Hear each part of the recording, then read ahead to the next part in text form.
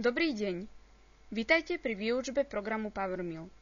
V tomto videu si ukážeme, ako použiť zvyškové obrábanie. V minulej časti sme vytvorili hrubovaciu stratégiu.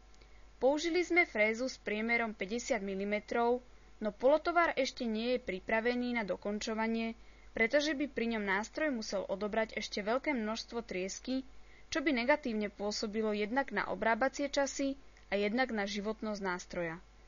Na druhej strane, keby sme znovu aplikovali hrubovaciu stratégiu s menšou frézou, výsledkom by bolo vypočítanie dráh vrátane tých, ktoré sme už vypracovali pomocou predchádzajúceho hrubovania a druhý nástroj by teda zo začiatku, laicky povedané, obrábal vzduch. Práve v takomto prípade je veľmi výhodné použiť zvyškové obrábanie. Najprv si navrhneme frézu. Čelnú valcovú sme si ukázali, takže teraz si vyberme rádiusovú. Priemer 15 mm, rádius 4 mm, dĺžka 60 mm. Prvá časť drieku s dolným priemerom tiež 15 mm a dĺžkou 20 mm, druhú časť skrátime o 10 mm. Presah držiaku nastavíme na 80 mm a dĺžku upravíme na 20 mm. Pomenujeme ho napríklad rádius 15 a zavrieme okno.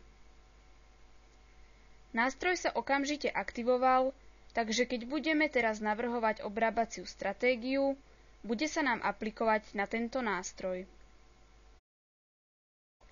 Pokiaľ by sme sa znova chceli vrátiť k prvej 50 mm valcovej fréze, klikneme na ňu v okne prieskumníka pravým tlačidlom na myši a vyberieme možnosť aktivace.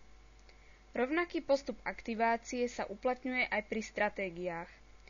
Poďme sa ale venovať zvyškovému obrábaniu. Ešte pred výberom stratégie musíme znovu nastaviť aj rýchloposuvy a počiatočný a koncový bod.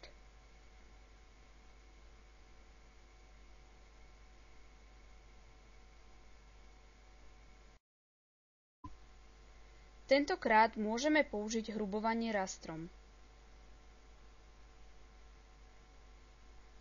Okno sa nám zhoduje s oknom pri hrubovaní offsetom, takže ho netreba znovu vysvetľovať. Ako nástroj použijeme rádiusovú frézu, prídavok znížime na 1 mm, krok na 4 mm a krok dolu na 2 mm. Obrobená plocha bude po týchto nastaveniach hladšia a pripravená na dokončovanie. Samotné zvyškové obrábanie aktivujeme zaškrtnutím možností zbytkové obrábiení a ako NC dráhy vyberieme predchádzajúce hrubovanie. Stratégiu pomenujeme ako zvyškové obrábanie a dáme aplikovať. Na záver dáme dráhy znovu skontrolovať na kolízie a búrania.